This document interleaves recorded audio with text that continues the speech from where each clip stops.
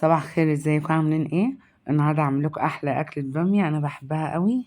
ما تنسوش تصلوا على النبي وتعملوا لايك واشتراك في القناه عشان يوصلكوا كل جديد على قناه يوميات بتلالة. بصوا هعمل لكم بقى ايه احلى تحبيشه بتنجان واحلى طبق باميه وشويه رز. اكله بصوا يعني ما كملتش معايا وقت، تحفه وحكايه. لما تبقى بقى عايز تعملي اكله باميه ما باميه دلوقتي تعملي، عشان الباميه لسه ايه بشاير. وبعدين بقى جبت الصينية على النار وحطيت فيها شوية زيت صغيرين كده، معايا حتة دهنية صغيرة كده حطيتها. هسيبها تتحمر خالص وتنزل كل السوائل اللي فيها. هنزل بالبصلتين كده صغيرين وسط، هسيبها لغاية ما البصلة تصفر معايا. لايك واشتراك في القناة عشان يوصلكوا كل جديد. قلبتها كده، البصلة كده بدأت لونها يتغير معايا اهي، لغاية ما ادتني اللون الحلو الدهبي ده. جبت كيلو اللحمة معايا، اللحمة موزة رصيتها. قالوا اللحمة هترخص ولا بترخص ولا حاجة، بيضحكوا علينا. جبت كيلو لحمة كده حطيتها بقى في الحلة كده عشان يعني أشوحها الأول. بصوا كده خلاص لونها بدأ يتغير معايا، ما شاء الله عليها كويسة قوي. اللحمة دي أنا بحب أجيبها الحتة الموزة، وفي ناس ما بيحبوش الموزة عشان تبقى كلها دهون، ما بيحبهاش بس عشان كلها دهون وكده. بس أنا كل واحد بيحب حتة لحمة معينة يعني. بس كده أنا أقلبها بقى، اديت لها تشويحة حلوة كده عشان هنزل بقى بالطماطم. عصير الطماطم انا عصرها خالص ومصفياها، ما فيهاش اي حاجه، تحفه. يعني انا كنت جايبه كيلو ونص طماطم، خدت منه اللي انا عايزاه وبقى سبته. البتنجان ده مشبح، جايباه طويل كده عشان برضو احمره طبق بتنجان حلو. انا بعمله بطريقه حلوه قوي. قطعته كله ونضفته وغسلته كويس وتعالوا بقى نعمل الدقه سوا.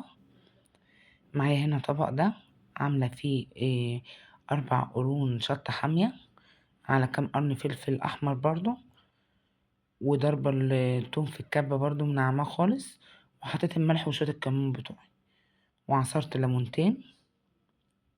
هي دي الدقة بتاعتي بتاعة البتنجان، لغاية ما البتنجان يتحمر خالص.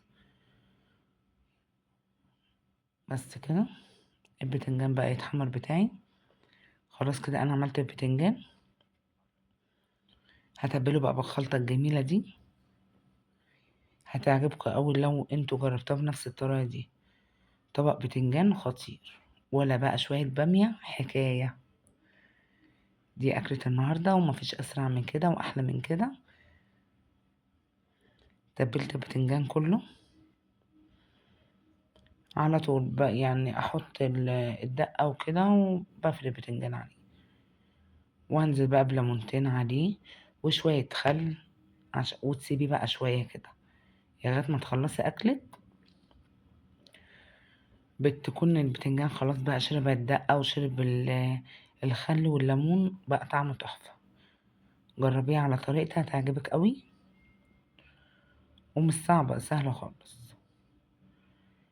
يعني انا عامله الاكل اصلا بادئه بدري، وعملت الاكل يعني ما كملتش الساعه واحدة، كنت مخلصه الغدا. واجيب بقى شويه الدقه الصغيرين دول احطهم على وش البتنجان، ما بحطوش بقى في التلاجة، بسيبه على الرخامه عشان ما يجلدش. بس كده احلى طبق بتنجان هتعمليه لو جربتيه بنفس الطريقه دي.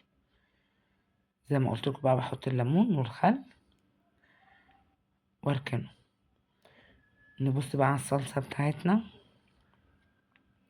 هي كده اللحمه استوت والصلصه كمان اتسبكت معايا. احط بقى التوابل بتاعتي، حطيت شوية ملح، شوية فلفل، شوية بابريكا. البابريكا دي بتخليها بقى يعني البامية كده لها طعم معين وتلاقيها حمرا وحلوة كده. وحطيت برضو مرقتين دجاج، دي اختيار، عايز تحطيها براحتك مش عايزة خلاص. وادي لها تقليبة كلها كده واسيبها، اغطيها واسيبها شوية وارجع لها تاني. كنت غسلت بقى البامية ومصفياها، هنزل عليها بقى بالبامية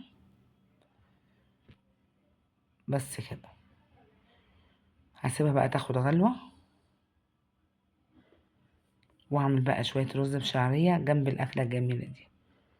حطيت شوية زيت صغيرين، حتى أقل من ربع كيلو شعرية. أنا بحب الشعرية يعني نفس مستوى الرز كده، بتبقى طعمها أحلى. واديلها بقى تقليبة كويسة لغاية ما احمر الشعرية، لونها كله يبقى لون واحد. يا ريت تغمقي الشعرية شوية، بتبقى أحلى. قعدت قلبتها خالص كده لغاية ما لونها اتغير معايا. بصوا، ما خدتش ثواني كنت خلصت البامية بقى خلاص، تاخد اخر الغلوة وهطفي عليها. اديت لها تقليبة كده لغاية ما احمرها خالص. بصوا يعني ما شاء الله، انا بحب البامية قوي، وما بتقعد لتاني يوم بتبقى احسن. هنزل بقى بالرز كده، يعني حاطة نص كيلو رز على ربع كيلو شعرية. شوية ملح كويسين كده، واديلها تشويحة للرز مع الشعرية عشان انزل بالمية بتاعة الرز.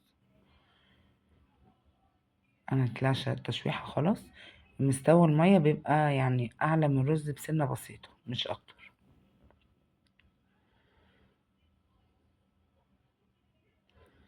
بس خلاص كده اديت لها تقليبة ودوبت الملح، هسيبه يستوي. كده البامية خلصت بتاعتنا ما شاء الله. بصوا حكاية كده هتعجبكم. معايا هنا بقى 4 قرون شطة حامية، مع شوية توم برضو كويسين، وهديلها بقى تقليبة وبرضو تاخد غلوة واطفى على البامية بتاعتي. يا رب يعجبكم فيديو النهاردة جميل وبسيط. لو عجبكم اعملوا لايك واشتراك في القناة عشان يوصلكوا كل جديد على قناة يوميات بيت العيلة. وما تنسوش تصلوا على النبي عليه أفضل الصلاة والسلام. أشوفكم على خير، مع السلامة يا رب. بس كده خلصت كده البامية بتاعتي الجميلة، والبتنجان المحبش التحفة ده، وشوية الرز اللي بشعرية. أشوفكم على خير، مع السلامة.